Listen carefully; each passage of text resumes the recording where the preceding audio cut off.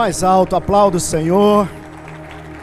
Aplauda Jesus nesse ministério de louvor desta igreja. Mais alto, aplauda Jesus. Aleluia. Amém. Por favor, irmão, por favor, vou te pedir, antes de se sentar, abrace esse irmão que está do seu lado. Tem uns irmãos que você tem mais afinidade, mas se você puder hoje fazer a segunda milha, vai um pouquinho além, abraça um irmão talvez aí aleatório.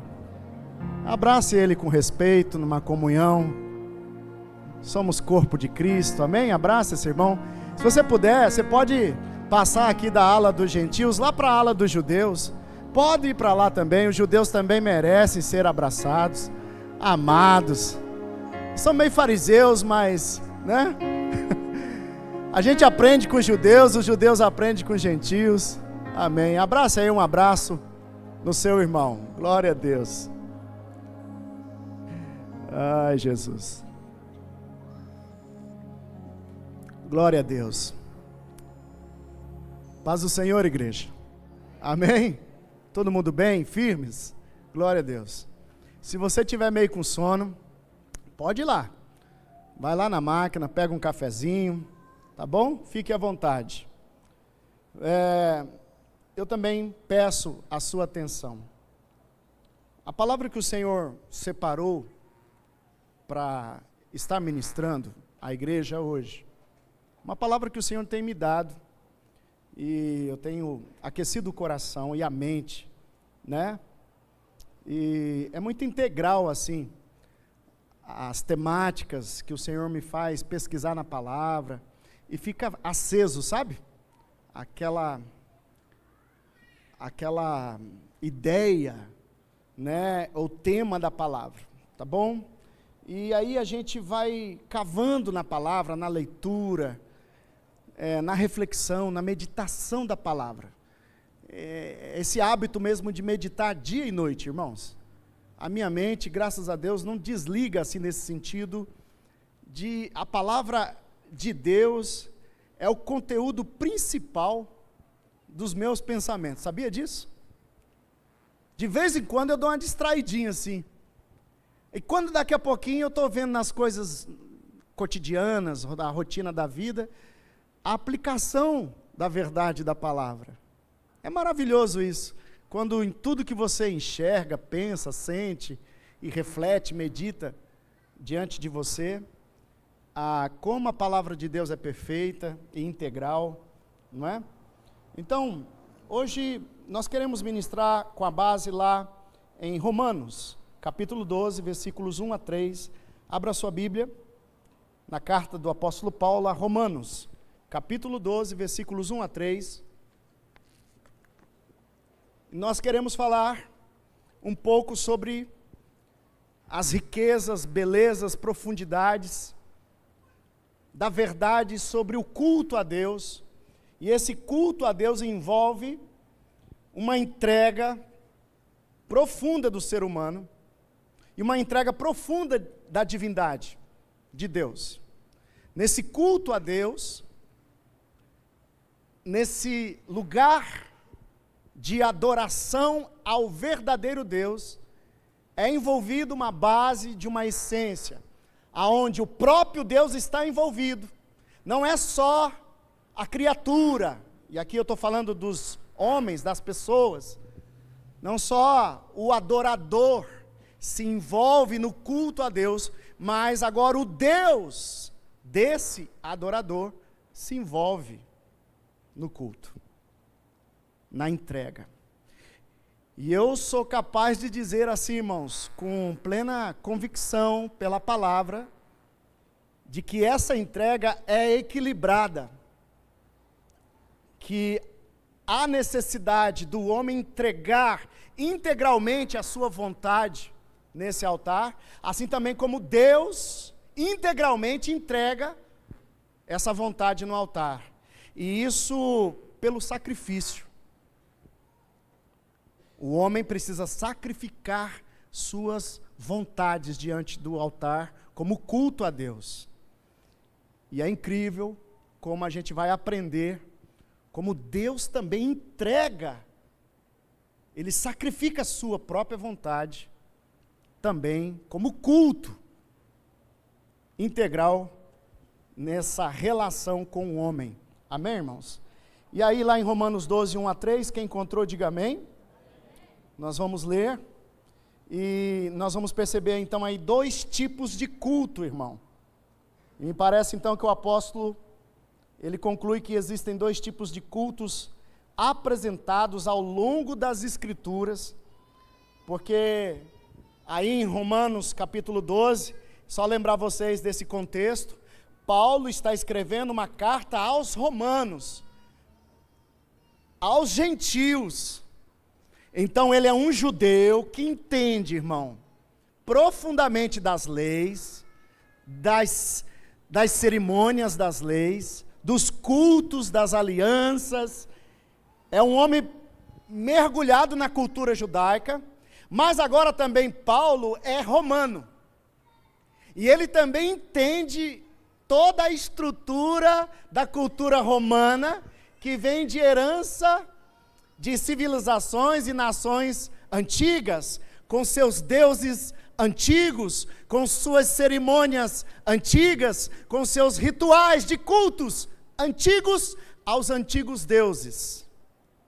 E Roma é uma espécie do Egito, é uma reunião de nações, de cultura, de deuses. E isso, agora, Paulo vai escrever então uma forma de culto a Deus, diante dos romanos, que tinha milhares de deuses e milhares de formas de adorar ou invocar seus deuses. Amém? Basicamente, fica entre um culto de entrega externa, conforme a lei ou a tradição. Lei para os judeus que conhecem a lei do Deus único e verdadeiro, e também as leis cerimoniais de culto, mas também da tradição, e aqui envolve as mitologias dos deuses e as tradições desses pagãos, gentios. Também um culto de entrega interior, conforme o Espírito. Então aqui, irmãos, é desenhado 2 cultos interessantes. Um que é visual, coletivo, cerimonial. Ele tem uma forma ritualística de acontecer. Ele é exterior. E isso é simbólico. Mas também acontece um culto interior. No íntimo, na mente, no coração do adorador que está diante do culto. Esse culto cerimonial, e agora também, como Paulo vai falar, o culto racional. Ele chama de culto racional. Esse culto que é de aparência externa, física, mas também é espiritual, é essencial. Ele é estrutural, mas é essencial. O culto a Deus, irmãos, não somente no templo, no altar coletivo, mas principalmente nas escolhas diárias e íntimas do adorador. Veja bem, irmãos. Então, olha só onde a gente está. Olha aí a sua volta. Amém? Estamos num coletivo, certo? Estamos no templo, certo? Amém, irmãos? E estamos diante de uma celebração, de um culto que tem uma programação, um ritual. E isso é externo. Mas isso tem uma comunicação externa. Mas também nós temos uma comunicação interior nesse culto. Por exemplo, tem pessoas que agora estão no mesmo culto cerimonial, ritualístico, aqui agora nesse templo, e que de repente não entregou a maneira que Deus se agrada. Talvez o seu culto no templo, ele ficou muito formal, muito tradicional, e você não conseguiu atingir a profundidade da essência do culto, do espírito do culto. Você consegue levantar as mãos, você consegue até entrar no ritmo das canções, você consegue até ficar quietinho, ouvindo a programação do culto a Deus. do que Deus possa estar se comunicando e falando exatamente agora, nesse ritual de culto que estamos fazendo a Deus. Mas de repente, sua mente, seu coração está desconecto. Não está tão ligado, não está tão entregue. Então é interessante, irmãos, como a gente consegue estar presente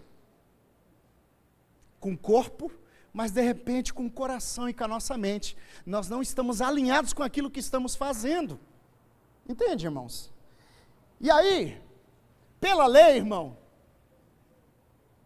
pela lei, ela mede mais o que está fora das coisas no culto. Mas pelo Espírito, irmão, ele mede o que realmente, na prática, está acontecendo dentro do adorador.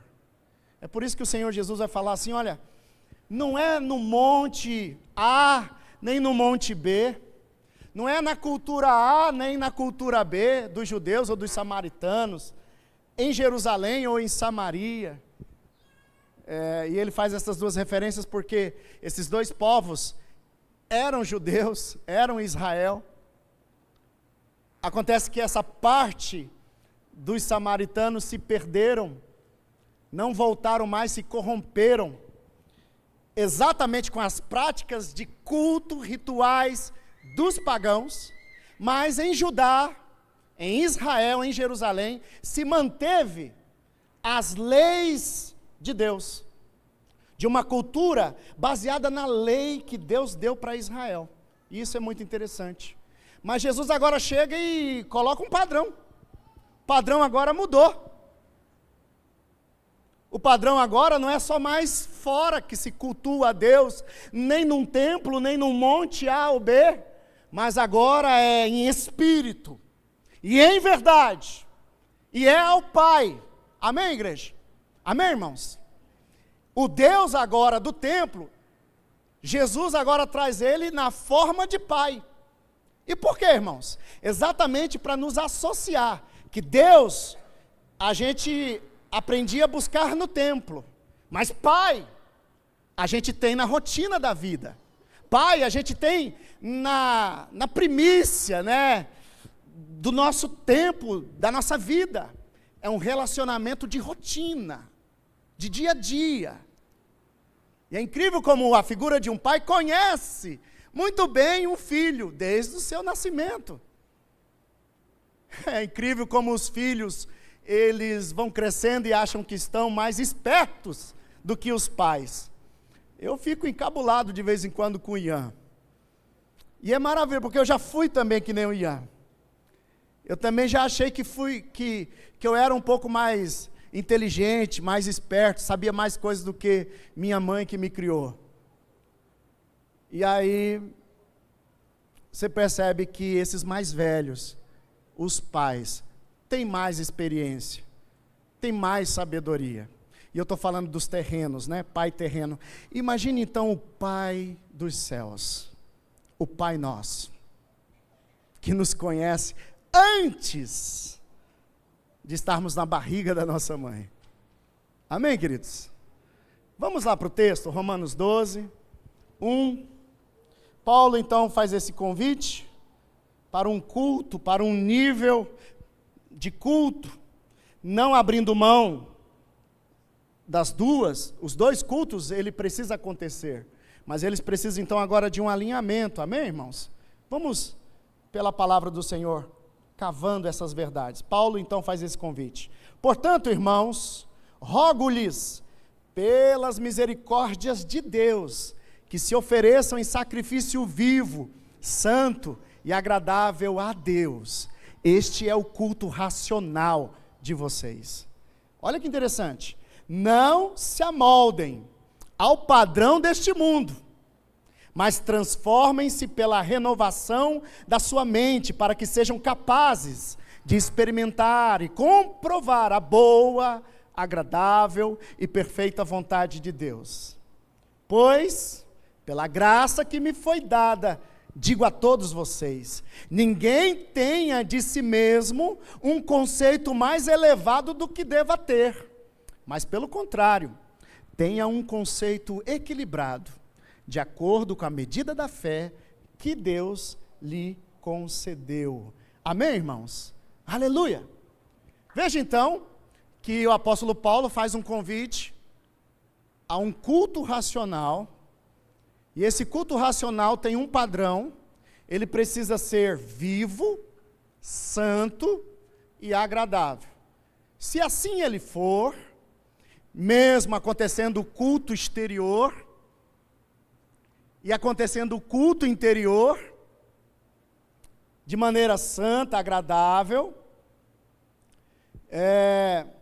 vai acontecer uma experiência deste culto. E essa experiência vai ter um resultado. Qual é o resultado? O resultado é uma transformação.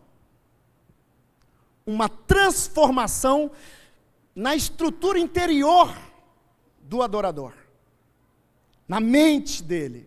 E é exatamente no interior do adorador, com essa transformação, é que nós vamos comprovar, por experiência, que a vontade então de Deus, nesse altar de culto, amém? Ela vai ser boa, agradável e perfeita. E ele está falando, olha, vocês não fiquem no padrão do mundo. O mundo tem uma forma de cultuar. Uma forma de cultuar. Uma forma de viver a vida em culto. Mas agora vocês estão diante do Deus que é misericordioso, o Deus que é verdadeiro, amém? E aí nós conhecemos um elevado nível de culto, de forma que vai dar um resultado, irmão. Eu queria resumir aqui para você. O versículo 3 vai falar sobre o ego humano. Quando você tem um conceito elevado de si mesmo. Imagine, irmão, você cultuando a Deus e você saindo do culto a Deus porque você fez tudo certinho. E foi bonita as músicas que vocês cantaram. E foi bonita a forma como você ficou quietinho ouvindo a mensagem. A forma como você veio todo domingo no culto. A forma como você se separa de outras pessoas para vir à igreja, para vir ao culto, irmão. O que acontece é que talvez exatamente essa ação de eu estar participando de um culto cerimonial no templo, aparente, visível para todos, possa estar me levando a uma ilusão no meu ego. E eu possa ter orgulho, irmão, um conceito mais elevado que eu devo ter de mim mesmo. Diante de Deus, diante das pessoas que estão cultuando a Deus comigo. É capaz, irmão, de ficar inútil o seu culto a Deus, porque Deus está falando, mas no final, irmão, que você sai do culto, Deus também sai de você, porque o orgulho, a arrogância, a palavra de Deus diz que é como o pecado de idolatria. Então, como eu vou adorar o verdadeiro Deus, com a atitude, com o coração interior, me voltando e cuidando do meu ego, das minhas vontades? Como é que a gente vai buscar a Deus? E buscar a Deus se tornou uma forma de buscar a minha vontade, as minhas necessidades, os meus desejos, as minhas bênçãos. No culto, Deus derrama bênção, amém, igreja? Amém, igreja? Mas Deus derrama também sua presença. E o que a gente aprende com a presença de Deus é que Ele é humilde, irmão. Então, como, irmão, me envaidecer, me orgulhar? Entende, irmãos? O resultado de culto a Deus, irmão, tem que nos levar a uma humildade, a um conceito equilibrado, irmão, de fé. Não estou falando para a gente inutilizar o ego, mas que o nosso ego, a nossa carne, seja cheia do Espírito. De tal forma que a minha carne e meu espírito estão equilibrados naquilo que eu falo, naquilo que eu sinto, naquilo que eu faço diante de Deus e das pessoas. Amém, igreja? Aleluia. Belisca o irmão que está do seu lado aí e fala: ô carne, você está em carne ainda, irmão. E é nessa carne aí que você tem que cultuar a Deus. É nessa carne aí, é ela que tem que ser cheia do Espírito, amém, irmãos? Então Deus vai usar a sua carne para encher a sua casa da vontade do Espírito, amém, irmãos? Ou será que a sua casa está cheia da sua vontade carnal? Ou será que você tem o domínio próprio, que é fruto do Espírito, que domina a sua carne? Então a vontade de Deus frutifica nas suas obras. Amém, irmãos? Na sua rotina. Amém, queridos? Então surge uma pergunta: qual a diferença entre culto cerimonial e culto racional? E aí eu quero levar vocês a 4.000 anos atrás, 4.000 anos atrás de hoje, e 2.000 anos atrás de quando Jesus veio. Nós temos que ir lá para Abraão, há 4.000 anos atrás, irmãos. Quando ainda não tinha Israel, quando ainda não tinha as leis morais, os 10 mandamentos, quando ainda não tinha as leis cerimoniais que Deus deu para Israel, o povo de Deus, que é semente, é descendentes de uma promessa dada a Abraão.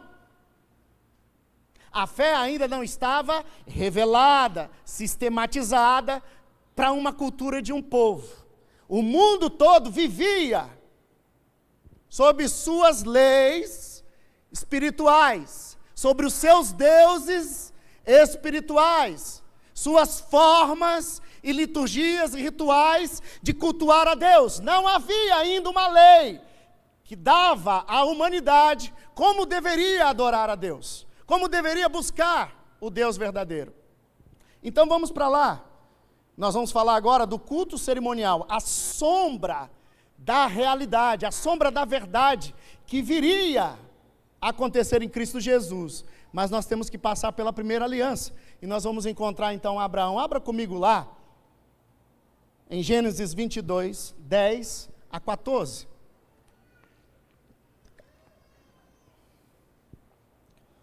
Gênesis 22, 10 a 14. Eu vou pedir para os intercessores de oração, pessoas espirituais, que oram pelo pastor, amém? Se eu estou falando com você, intercede por mim agora, amém, irmãos? Intercede por mim. Primeiro, para eu poder dar o recado de Deus, amém, irmãos? Nessa mensagem. E segundo, para a mensagem caber no tempo que nós programamos. Gênesis 22, 10 a 14. Aí nós vamos, irmão, agora para a casa de um homem. Lembre-se você que não é um povo, não tem templo. Não. Deus pede um ritual, um culto a um homem chamado Abraão, que ele tira o Abraão de Ur dos Caldeus, ou seja, do miolo, do centro, do início das nações, dos povos, lá da Mesopotâmia, e lá já estava infestado de deuses, mas infestado de imagens, de escultura, de ídolos, de feitiçaria, de ocultismo, todo tipo que você pensar, irmão, de forma humana para se cultuar a um Deus, ele estava lá. Aí Deus escolhe esse homem e fala: sai do meio da sua parentela, porque entre a sua parentela tem idolatria, tem feitiçaria, e você está no meio de gente aonde está infestado de idolatria e feitiçaria, fazem todo tipo de ritual de culto diante de seus deuses, falsos deuses. Eu vou mostrar para você a terra que você vai, E eu tenho um compromisso com o futuro das suas gerações. Porque da semente das suas gerações vai vir o descendente que vai abençoar todas as famílias da terra, todas as nações. E esse descendente vai levar toda a terra a adorar o verdadeiro Deus, o único Deus. Amém, queridos? Um dia todo joelho se dobrará, todo povo, língua e nações se dobrará diante do verdadeiro Deus. E ele foi revelado. Amém, irmãos? Você conhece ele? A gente conhece ele na forma de filho. E agora nós estamos se relacionando com ele na forma do seu espírito. Onde nós agora somos o altar, nós somos o templo. É aqui dentro da gente agora que temos um culto, onde podemos experimentar a vontade de Deus dos céus para a terra. Amém, irmãos? Gênesis 22, 10 a 14, eu quero ler para vocês. Diz assim: Não, então estendeu a mão e pegou a faca para sacrificar seu filho. Mas o anjo do Senhor o chamou do céu: Abraão, Abraão. Eis-me aqui, respondeu ele. Não toque no rapaz, disse o anjo. Não lhe faça nada. Agora sei que você teme a Deus, porque não me negou o seu filho, o seu único filho. Abraão ergueu os olhos e viu um carneiro preso pelos chifres num arbusto. Foi lá, pegou-o e sacrificou como holocausto em lugar de seu filho. Abraão deu àquele lugar o nome de O Senhor Proverá, por isso até hoje se diz: no monte do Senhor se proverá. Aqui, meu irmão, o negócio fica estranho, muito estranho, porque Abraão chama esse homem, começa a caminhar com ele, começa a evidenciar que ele é o único Deus verdadeiro. Abraão também vai se envolvendo voluntariamente nessa caminhada. Inclusive, irmão, essa relação é muito maravilhosa, porque Deus vai falando para Abraão que fez para ele uma promessa, e a promessa é que ele teria um filho. Abraão fica encabulado, mas ele dá passos de fé. Por quê? Porque sua mulher, Sara, não pode ter filhos. Ela é estéril. E também já avançados de idade. Como assim, Deus? Preste bem atenção, irmão, nisso aqui. Aí, irmão, muito tempo passou. O filho da promessa veio. E o filho da promessa tinha por volta de 5, 6, 7 anos agora. Agora Deus fala para Abraão: vai para o monte alto. E Abraão vai com o filho de pouca idade. E Deus agora pede para Abraão levantar um altar de holocausto, de sacrifício, e sangrar, sacrificar o seu próprio e único filho, como culto a Deus. E o Abraão pega o menino, e agora vai subir o monte, irmão. Que monte é esse? É exatamente o monte aonde nós temos hoje, lá em Jerusalém, o templo da casa do Senhor de Jerusalém, mas agora não é templo, é uma mesquita lá. E sobre aquela pedra, onde ficava a Arca da Aliança, pelo templo em Jerusalém, foi nesse lugar que Abraão levou Isaac. Irmãos, como assim? Sacrifício humano? O Abraão, irmão, fica assim, calculando. Espera aí, Deus, a gente não tem uma parceria, uma caminhada?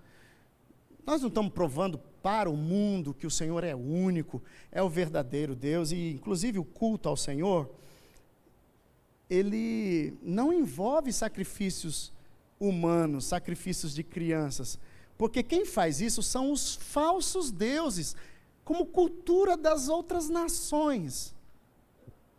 Outra coisa, Deus, se eu vou sacrificar o menino, a tua promessa diz que é do menino, que vai vir uma geração, que vai vir um povo. Então agora o Senhor pede para sacrificar o filho que o Senhor me deu, que demorou tanto para chegar, e agora que chegou, o Senhor pede para eu dar ele como culto. Abraão então obedece. Amém, irmãos? E ele vai, irmão. Hebreus vai dizer que ele tinha uma fé que Deus iria ressuscitar o menino se ele permitisse ser sacrificado. Amém, irmãos? Mas entenda, irmão, por que Deus fez isso?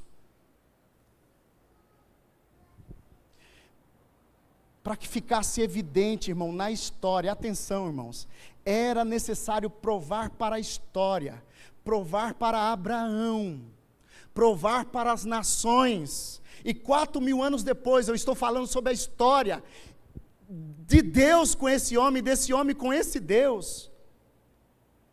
Era necessário provar que Abraão não era como outros homens, porque os outros homens eram capazes de sacrificar crianças, sacrificar animais, sangrar em sacrifício e matar como oferenda, como sacrifício de culto diante de seus deuses.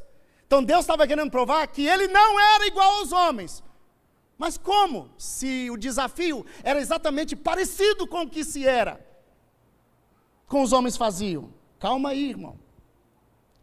Era necessário provar que o povo que viria dele, irmão, de Abraão, não seria como outros povos.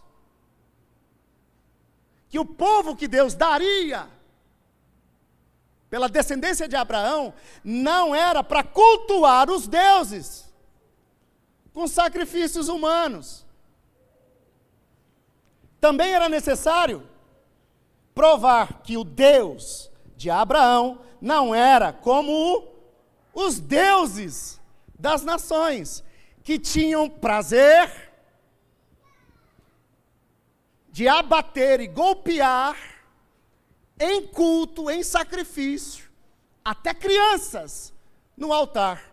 E eu estou falando da cultura do deus Moloque, que é Baal, que é da terra de Canaã. E exatamente para essa terra de Canaã, que o Deus verdadeiro faz um juízo sobre essa terra, levantando Abraão e o seu povo para herdar essa terra e julgar esses deuses falsos das nações. Como assim provar? Exatamente, irmão. Deus pega a mesma forma que o mundo fazia de culto, mas para provar que não é desse jeito. Por quê, irmão? Mas tem um segredo aqui, irmão. Porque o importante é o que acontece por dentro do adorador. E ali aconteceu o seguinte, irmão. Na fé e no coração de Abraão, ele sacrificou o filho. Mas na prática, Deus não deixou no altar. Entende, irmãos? Foi provado que Abraão tinha uma entrega integral a Deus. Mas Deus não deixou isso acontecer na cerimônia física lá. Amém, queridos?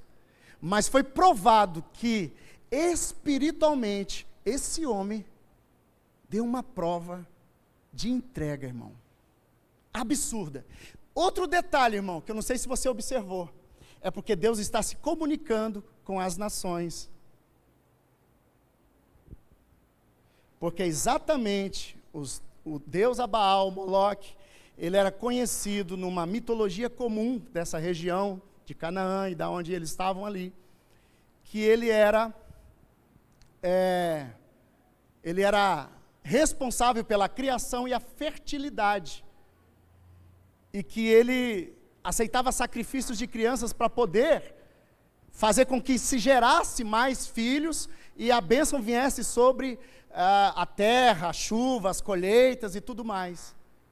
Então preste bem atenção, irmão, o Deus verdadeiro agora está dizendo uma verdade. É porque nesses cultos aos deuses, tem verdades, mas tem enganos. E Deus nessa oportunidade separa, irmão, o que é verdade, o que é essencial, daquilo que é enganoso. Amém, irmãos? Os povos cultuavam muitos deuses. E esses deuses exigiam rituais, orgias, sacrifícios até de crianças, e essas crianças eram oferecidas. E é interessante, irmão, porque nesse padrão, Deus está comunicando para Abraão, e agora para os descendentes de Abraão, e agora para a igreja de Jesus, que o sacrifício de um pai era o único filho. E esse padrão, irmão, nós encontramos na entrega do Deus verdadeiro, Pai, entregando o seu único filho a quem? Aos pecadores. Amém, irmãos? Amém, queridos? Então ele estava trazendo uma verdade profunda, integral. Então aqui eu quero manter o que eu estou querendo te ensinar, dos dois tipos de culto. Um cerimonial, o outro racional, espiritual, essencial. A Bíblia vai explicar, irmão, que a origem desses rituais, e aqui eu queria lembrar vocês, quem aqui está acompanhando o caso Jeffrey Epstein, um bilionário americano? Alguém está acompanhando? Levante a mão só para eu saber. Está saindo nos jornais. São mais de 3 milhões de páginas, material em vídeo, comprovações de que a cúpula dos bilionários do mundo e dos políticos poderosos do mundo, das nações, ainda hoje, continuam praticando rituais de feitiçaria, de ocultismo, de sacrifícios humanos, de sacrifício de crianças. E aí quando o profeta se levanta para expulsar demônios, isso parece que é meio desagradável. Mas, meu irmão, isso acontece na terra todo dia. Alianças, invocações de espíritos enganadores, de demônios. Gente que tem muito dinheiro, muita cultura, mas que lá no secreto eles adoram deuses que exigem comer carne humana, prostituir-se com crianças. Não, irmão, o mundo está doido. Então, o mundo está doido desde o começo, porque esse mundo é do maligno, irmão. Não se amodem ao padrão do mundo. Foi dado um padrão de Deus, para cultuar o verdadeiro Deus. Amém, irmãos? Amém, igreja? Preste bem atenção, irmãos.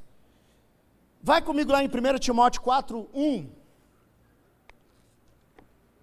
Eu vou provar para vocês que essas formas de culto, de entrega, de rituais, elas são reais, verdadeiras, mas cheias de engano.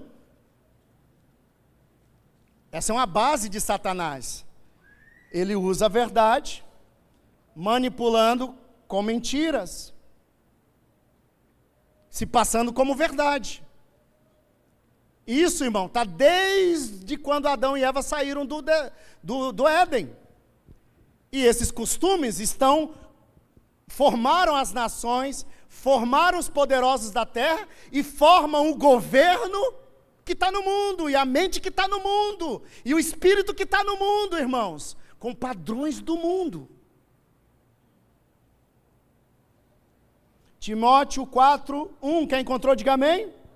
O Espírito diz claramente que nos últimos tempos, alguns abandonarão a fé e seguirão espíritos enganadores e doutrinas de demônios. Amém, irmãos? Espíritos enganadores e demônios. E aqui a Bíblia está dando uma visão dos últimos dias. Nos últimos dias, vão abandonar a fé. O que vão abandonar, irmão? Quando Abraão foi levantado, não tinha fé ainda. Na lei, nas promessas.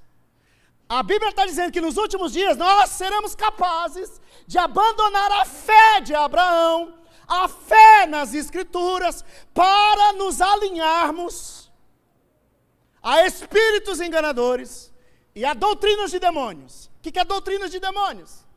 São verdades fundamentais, formas comprovadas, como se fosse verdade, reais. São doutrina, irmão. É uma ciência. É um padrão que é feito como culto aos demônios, aos seres e espíritos enganadores. Quem são esses espíritos enganadores?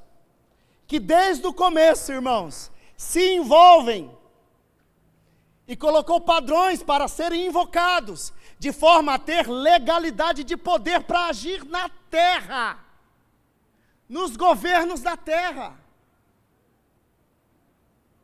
São capazes de dominar a mente humana, o espírito humano, a alma humana, o corpo humano. Quem são eles? 1 Coríntios 10, 19 a 20, vai lá comigo.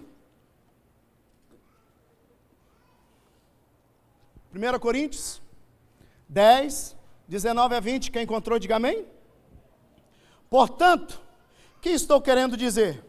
Será que o sacrifício oferecido a um ídolo é alguma coisa? Ou o ídolo é alguma coisa? Não. Quero dizer que o que os pagãos sacrificam é oferecido aos demônios e não a Deus. E não quero que vocês tenham comunhão com os demônios. Queridos, os espíritos enganadores são anjos caídos. Os anjos caídos estão transvestidos de figuras divinas da antiguidade. E esses seres rebeldes do céu, que transitam entre céus e terra, porque Deus deu esse poder para eles. Eles constituíram tronos, poderes, autoridades, como doutrina, estrutura, irmão, diante da natureza que foi criada. Esses rebeldes, espíritos enganadores, anjos caídos, estão por trás da mentalidade, da cultura humana, irmãos. Inclusive, dos poderes e autoridades que governam nações. É a serpente que se transformou num dragão de 7 cabeças e tem autoridade sobre todas as nações, irmão. E que essa figura, esse governo desse mundo presente, vai ser abatido pelo verdadeiro Deus. O dia está marcado. Amém, igreja? Amém, queridos? Você precisa entender isso. Os pecados mais abomináveis eram idolatria e feitiçaria, porque refletem a rebeldia espiritual contra Deus desses seres. Então Deus estabelece leis cerimoniais para educar Israel. E olha só, irmão, nessas leis cerimoniais, nesse culto cerimonial, o pecador não morria. Um animal morria no lugar do pecador. Mas Deus já advertia, será que isso é bom? Será que isso era agradável e era perfeito diante de Deus? Era, irmão. Até certa medida, sim. Era bom, agradável e perfeito diante de Deus em relação às outras nações. Por quê, irmãos? Vou te falar. Porque Deus traz a forma como as nações faziam, sacrifício de animais, sacrifício de crianças. Nesse aspecto, Deus lá fez uma prova para Abraão para dizer, isso aqui foi uma prova, para provar você que isso aqui não é agradável para mim. As nações fazem isso, mas eu não faço. eu queria que você entendesse uma promessa que eu dei para os seus pais Adão e Eva, que da semente da mulher viria, sabe, o descendente. E ele vai ser uma oferta perfeita pelo pecado da humanidade. Então está nessa prova essa simbologia, entende, irmãos? Mas isso não é agradável. Aí quando Deus dá as leis cerimoniais, onde os animais eram abatidos no lugar do pecador, isso, irmão, era uma sombra, uma pedagogia de Deus para comunicar entre as nações que é sim possível fazer de alguma forma para trazer uma verdade e desmontar as mentiras das nações. Aí Deus, irmão, sempre comunicou que isso não era agradável para ele, que isso não era perfeito, mas que em relação às nações isso era bom, porque estava separando Israel como um povo, junto com os outros povos, para ser um padrão de santificação, um padrão consagrado a Deus, da verdade do verdadeiro Deus. Amém, irmãos? Vocês estão entendendo? Amém? Então nós vamos ter as leis cerimoniais dos cultos a Deus, o verdadeiro Deus, que tem sacrifícios de animais. Mas isso era apenas uma sombra, até que se chegasse à realidade da promessa, a inicial. Olha só, em 1 Samuel 15, 22, Deus vai dizer assim, ó: Samuel, porém, respondeu: acaso tem o Senhor tanto prazer em holocaustos e em sacrifícios, quanto em que se obedeça a sua palavra? A obediência é melhor do que o sacrifício, e a submissão é melhor do que gordura de carneiros. Amém, igreja? Você entendeu aqui? Eu volto você ao padrão do sacrifício de Abraão. Olha que interessante, irmãos. Olha como fica claro agora. Acaso o Senhor tem prazer em holocaustos e em sacrifícios, quanto em que se obedeça a sua palavra? Deus está preocupado, irmão, na forma física de apresentar o sacrifício de um animal? Não!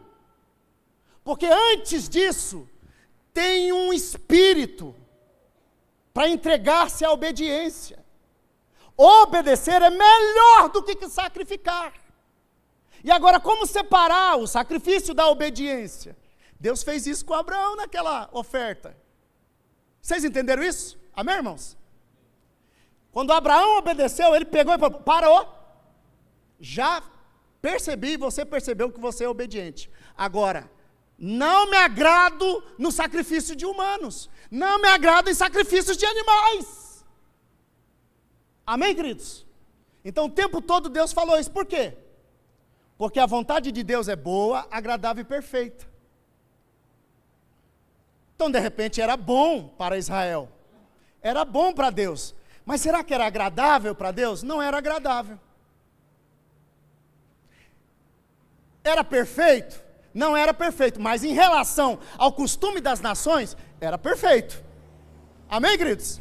Amém, irmãos? Porque trazia a sombra de uma grande promessa. Que promessa? Irmãos, aqui é de derreter. Porque quando você vê os homens pecadores trazendo seus filhos para serem sacrificados aos deuses falsos, agora você tem a mensagem do Deus verdadeiro, que promete ser a providência do seu único filho pelos homens pecadores da terra. Amém, irmãos? Amém, queridos? Isso aqui, irmão, isso aqui buga as religiões.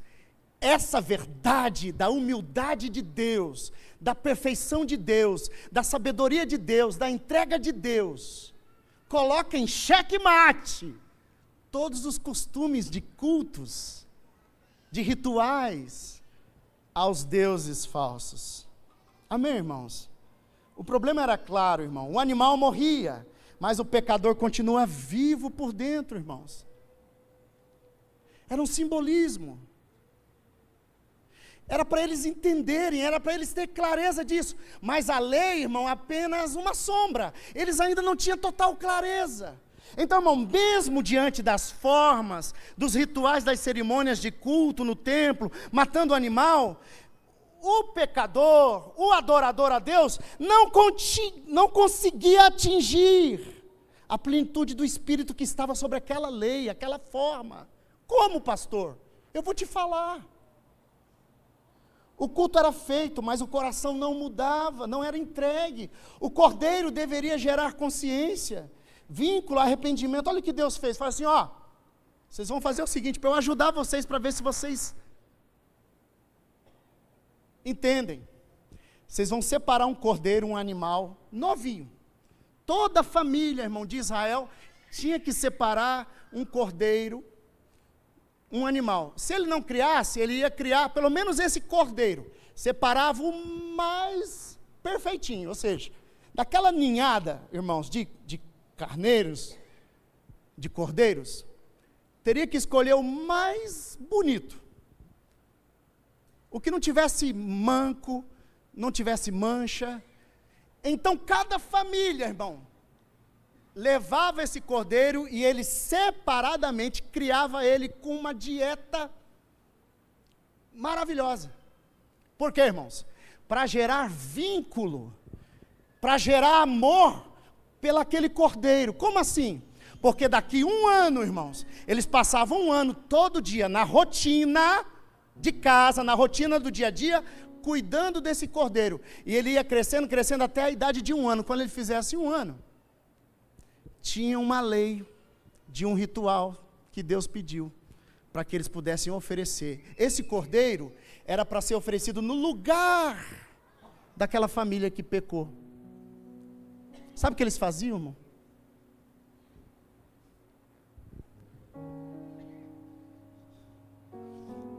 Os judeus foram capazes de ter a lei, as alianças, as sombras das realidades, mas o coração deles estavam longe. Eles buscavam a Deus com os lábios, mas eles não conseguiam atingir isso no coração, por dentro. Era só por fora, era só ritual, irmão.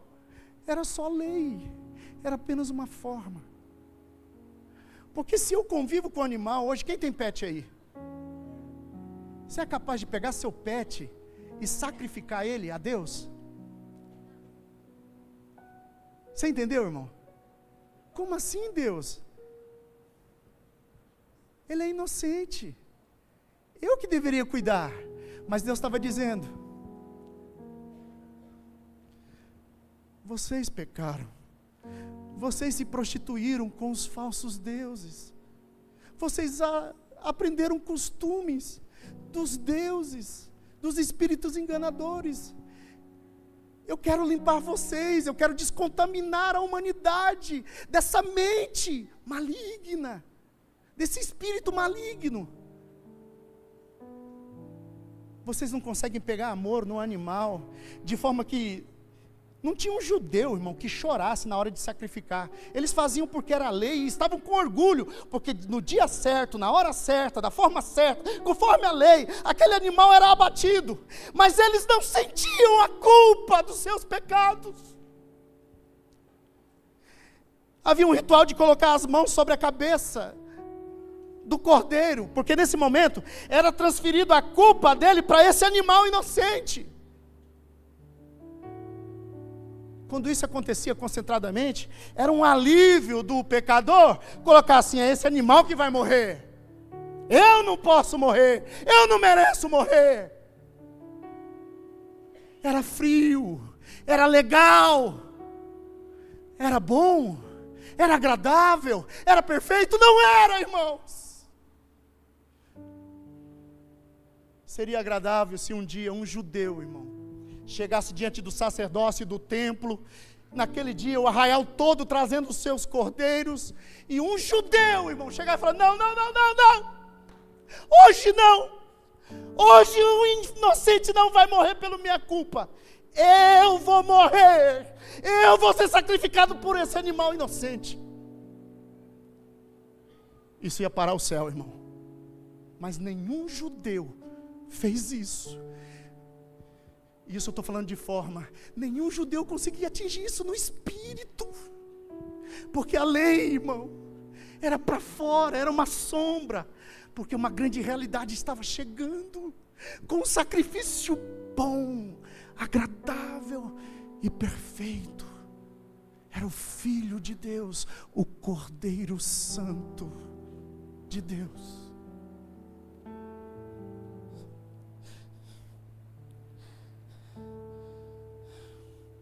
O culto virou comércio.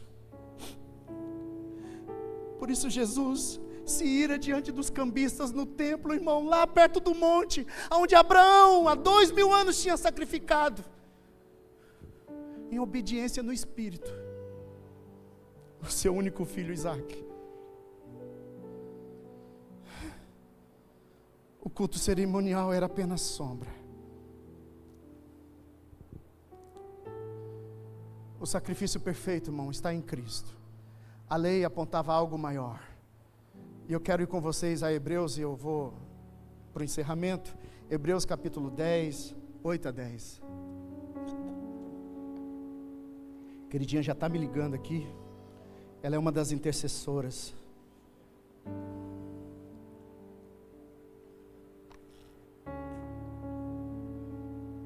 A lei apontava para algo maior.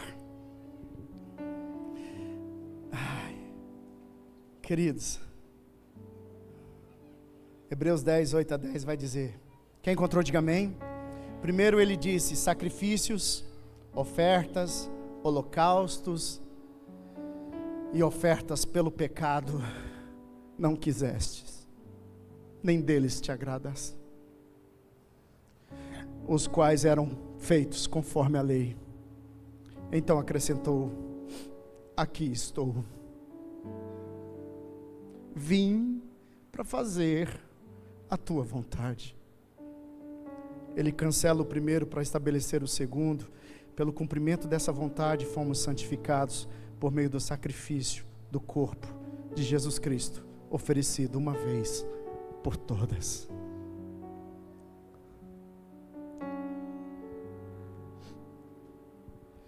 Se um judeu, irmão, que conhecia as leis e as cerimônias sagradas, não conseguia atingir a perfeição da lei pelo Espírito, trazendo um animal para sacrificar, se as nações aprenderam com os deuses, com os espíritos enganadores, com os anjos caídos, com prazer, irmão, com prazer, se envolver no sacrifício de crianças, no sacrifício de animais, na luxúria, na imoralidade, nas orgias sexuais, diante dos altares deste mundo, irmão. E os próprios judeus chegaram à decadência espiritual, moral, de fazer isso diante do templo sagrado, da terra sagrada, do povo consagrado a Deus, irmãos. Sacrificaram porcos naquele altar de Deus. Prostitutas faziam cultos, prostituindo-se diante do altar de Deus. Essas práticas de idolatria, de feitiçaria foram feitas no altar de Deus. Agora nós estamos diante de um Deus que se diz único e verdadeiro, irmãos. E quem é esse verdadeiro Deus? Que se revela como sendo amor, e o amor é sacrifício. E agora esse Deus se faz um homem, se faz um cordeiro. Eu vim, aqui estou. Um corpo me foi preparado. É o corpo do Cristo, é o corpo do Filho, o único Filho. Ele agora é oferecido, irmão, por causa dos pecadores, dos homens maus, dos homens idólatras, dos homens feiticeiros, dos homens religiosos, que fazem só pela forma da lei, mas não conseguem entender.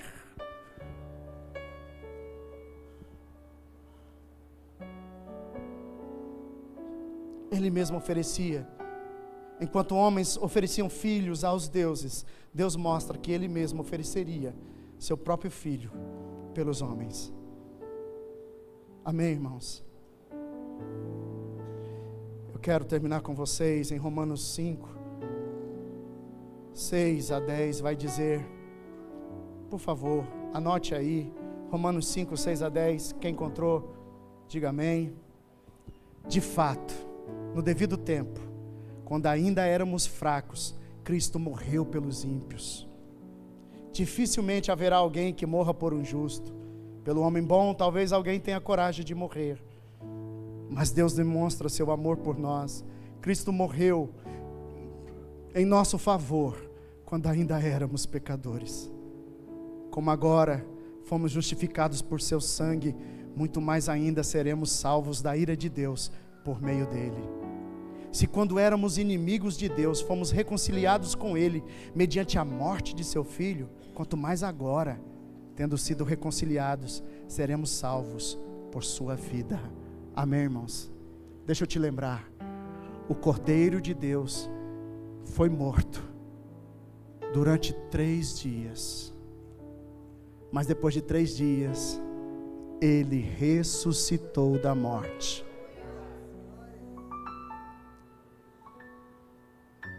Se a morte de Jesus foi capaz de me salvar, de me justificar no corpo padecido naquela cruz, naquele sangue que foi derramado na morte dele, a Bíblia está dizendo, quanto mais a vida dele, quanto mais ele ressuscitado, eu posso ser santificado. Você foi salvo pela morte, mas você é santificado e aperfeiçoado pela vida de Jesus que agora vive em você. O Espírito de Deus está em você. E o Espírito de Deus está sobre esse altar para trazer fogo sobre a oferta, sacrifício vivo. Você não precisa, irmão, se jogar no fogo como faziam os povos e até hoje fazem. Mas você pode se derramar no altar de Deus como sacrifício vivo. Quem tem que morrer é o seu velho homem, é o seu eu, o seu egoísmo, o ídolo do eu. Esse ídolo tem que morrer. E sobre essa oferta Deus traz fogo, Deus santifica e nos dá a imagem do perfeito homem, do perfeito Filho de Deus. Então, irmão, eu queria que você desse um abraço forte nos salvos por causa da morte, mas que você tivesse paciência, consideração pelos irmãos que estão se santificando no sangue do Cordeiro e na vida do Espírito. Amém, irmãos? Queridos, de maneira bem prática, eu quero aplicar como é que você cresce na vontade de Deus. Obedecer é bom, irmão? Hã? Sim ou não? Tem gente que fala que não é. Obedecer é bom, irmão? Então por que vocês não obedecem? Por que nós não obedecemos a Deus, irmão? Se é bom obedecer. É e não é, irmão. Agora deixa eu te fazer outra pergunta, irmão. É agradável obedecer à vontade de Deus, irmão? Sim e não. Eu estou tentando emagrecer, irmão, controlando o açúcar, a gula que eu como mais do que devia. Tem 46 anos que eu estou tentando isso. É agradável, irmão? É difícil? É. Experimentar a boa e agradável e perfeita vontade de Deus é uma caminhada de aperfeiçoamento. Sabe quando você faz um culto a Deus racional? É quando, irmão, você começa a perceber que é bom, mesmo sendo difícil. Você comprova que a vontade de Deus é boa e que a sua não é boa. Você vai comprovando que a vontade de Deus é agradável, irmão, conforme você vai caminhando com Deus. E aí, irmão, é difícil obedecer. Mas quando você começa a ter vida no Espírito, irmão, e discernir, e ser transformado, você vai tendo prazer de obedecer. O culto a Deus está acontecendo. Então quem é, irmão, que faz a vontade de Deus, são aqueles que estão obedecendo mesmo sendo difícil. Eles estão comprovando que isso é bom, então eles têm que obedecer. Mas depois você vai para um outro nível, para a vontade que é agradável.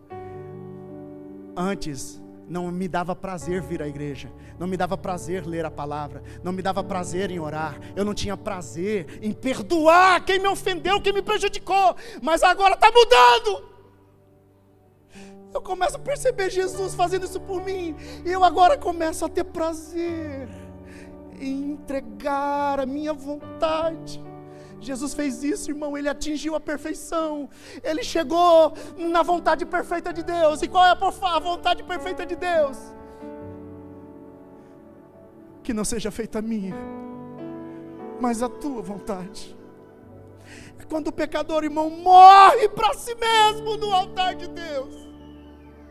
E isso, irmão, não é um peso, não é uma obrigação, é amor, é voluntariedade, tem prazer envolvido, porque o Espírito de Deus tem prazer naquilo que é santo. Agora o homem pecador começa a ter prazer naquilo que é santo. Se os deuses, se os homens, se as nações dos falsos deuses sacrificavam com prazer, irmão, as suas oferendas a Deus, quanto mais os filhos de Deus, que conhecem o verdadeiro Deus, precisam fazer com voluntariedade, precisam adorar a Deus em espírito, em verdade. Não é só na forma da lei, não é no monte, não é no ritual, é no espírito. Você tem prazer, irmão. E sabe quando fica mais perfeito? Quando você morre. Não, irmão, eu ia dar uma opinião aqui, mas vamos fazer a tua opinião. Eu queria dar um tapa nesse irmão, mas a verdade é que bate, irmão, bate aqui, dói, é difícil, mas quando que a gente adora a Deus, quando a gente se une ao Espírito dele e percebe que o sacrifício de Jesus, irmão, foi muito difícil, mas ele atingiu a boa, foi agradável ele entregar seu espírito. Pai, perdoa eles porque eles não sabem o que fazem. Foi santo, foi vivo, irmão, foi perfeito. Eu faço a tua vontade, não a minha. Este é o culto a Deus. Fique de pé. O Espírito de Deus precisa te levar em unidade com o seu Espírito para poder experimentar a boa, agradável e perfeita vontade de Deus. Por isso a sua vontade tem que morrer, e por isso que a vontade de Deus morreu. É por isso que o Filho dele representa isso. Quando éramos ímpios, quando ainda praticávamos feitiçaria, idolatria, orgias, quando ainda éramos cheios de orgulho, de vaidades, quando ainda éramos, irmão, pecadores, quando ainda, irmãos, Ele, o justo, o santo, como um cordeiro inocente, foi sacrificado pelos culpados.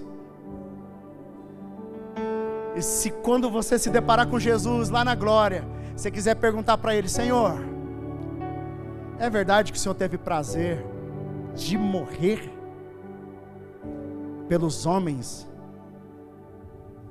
pecadores, todos eles? É verdade que o Senhor morreu, mesmo sabendo que tem homens que vão continuar rebeldes, que não vão escolher o Senhor? O Senhor fez isso de livre e espontânea vontade, em carne humana? Sim. Amém, igreja? Se aquele que é inocente, santo, morreu pelos culpados, pecadores, agora, irmão, Ele nos convida a morrer para nós mesmos. Você morreria por esse irmão pecador que está do seu lado? Não? Você sacrificaria ele a Deus? Sim ou não, irmãos? Sim. Agora, o culto a Deus é o seguinte: você se sacrificaria no lugar deste culpado? Foi isso que ele fez por você. O amor dele foi bom, foi santo, foi agradável, foi perfeito. Agora você, pecador, precisa morrer por ele. Nós agora, pecadores, somos convidados a morrer por aquele que é santo, por aquele que é justo. Isso não pode ser um peso, não pode ser uma obrigação, isso não pode ser da forma da lei, precisa ser do Espírito, precisa ser voluntário, precisa ser de verdade, lá dentro e também fora, nas obras das minhas mãos. Amém, igreja? Pegue na mão desse irmão. Pai, em nome de Jesus, nos ensina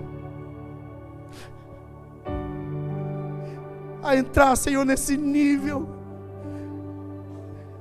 aonde vamos comprovar, experimentar que é bom obedecer, que é agradável obedecer, que é perfeito agradecer. Nos leva, Pai, a sacrificar na rotina da vida, porque nosso culto agora é a nossa vida, e culto racional, as nossas escolhas, as nossas palavras, as nossas decisões com os nossos irmãos, com o nosso próximo, é um culto diante do Senhor, onde nós, o nosso ego, precisa ser sacrificado. Em nome de Jesus, cai fogo, caia o fogo do céu sobre essa oferta neste altar.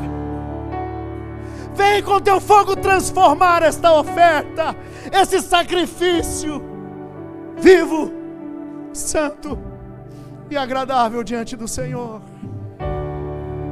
por causa da sua misericórdia.